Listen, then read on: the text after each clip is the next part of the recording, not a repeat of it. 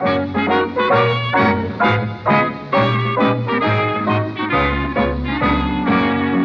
I'm getting very fond of me gas mask, I declare. It hardly ever leaves my side.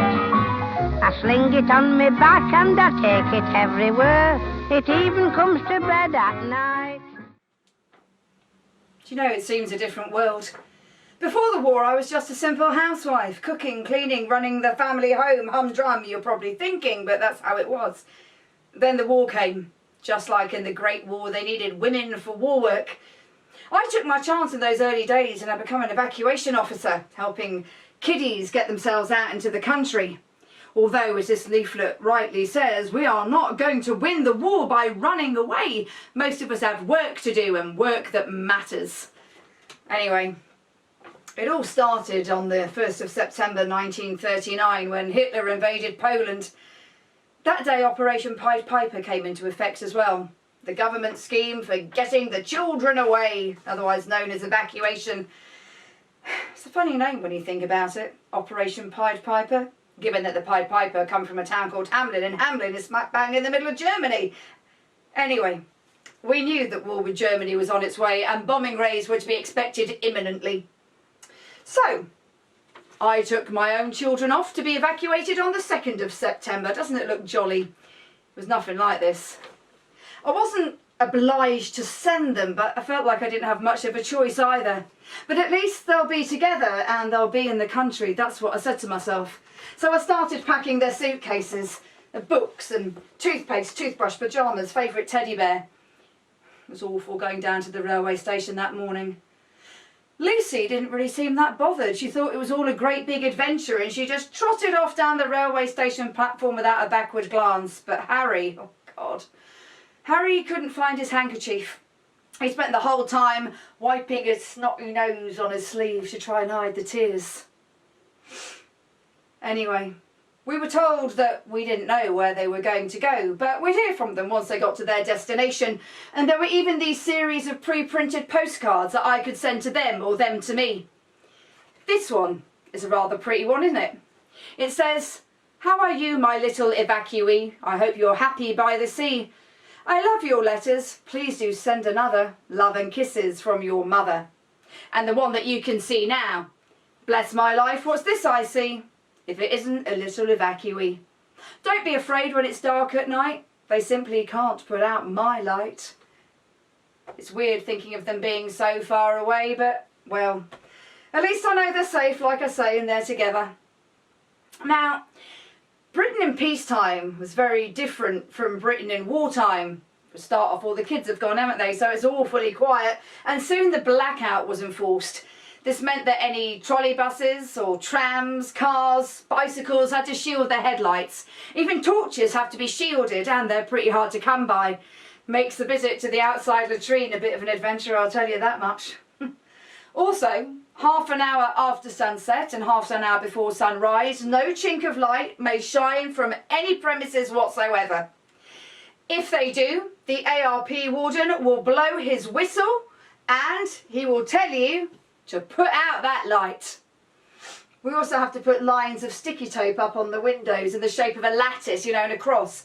This means if the glass blows out, it won't go too far and injure somebody standing underneath. We knew as early as 1938 that war was on its way, and the government introduced gas masks.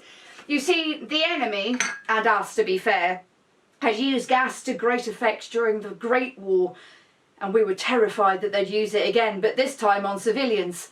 So we were all introduced with gas masks. They come in 3 sizes: small, medium, and I imagine you're probably going to guess the next size for yourself: large. Here we are. They look like this. Monstrous, aren't they? There's a Mickey Mouse one for the kids. Now, it's called the Mickey Mouse gas mask because it is red and blue. I've got one of these here. This one's for the kids. It's to try and make it a little bit less scary, if you like. And do you know what?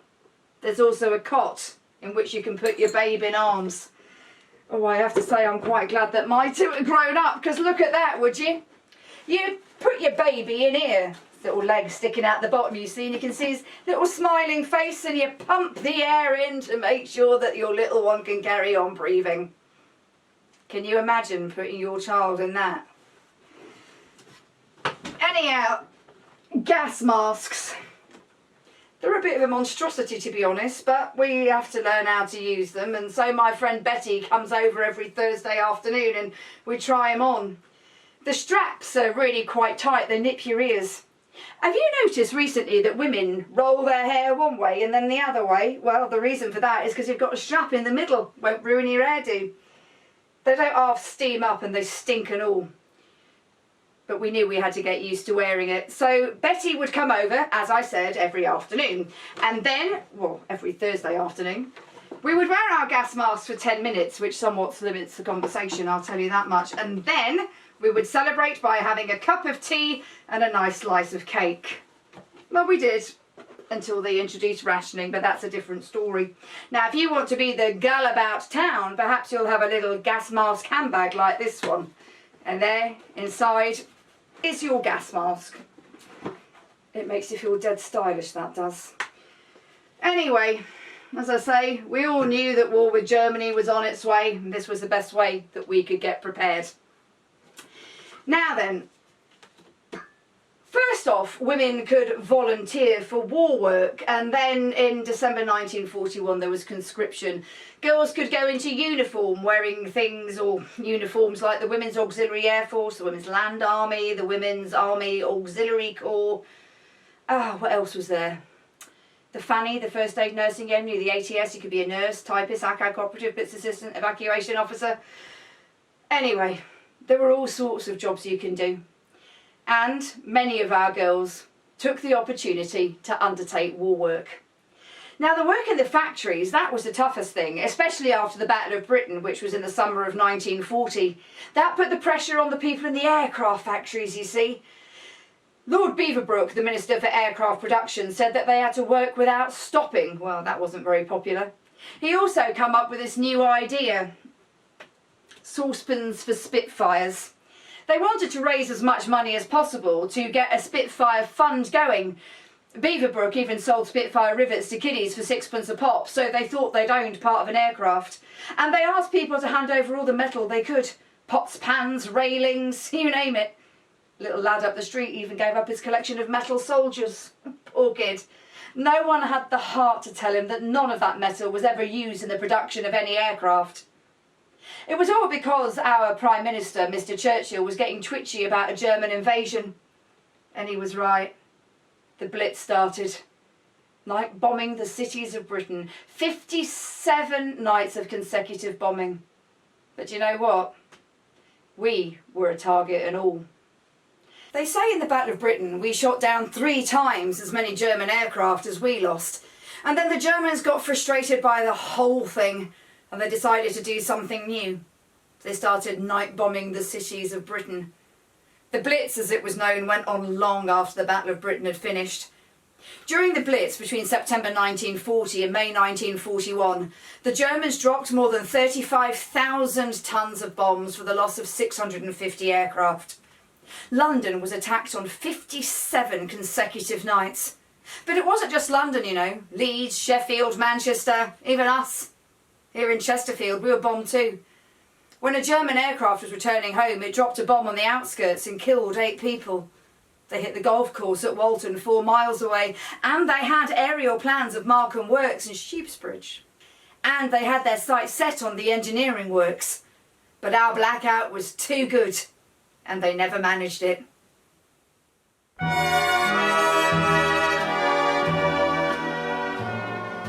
We'll meet again.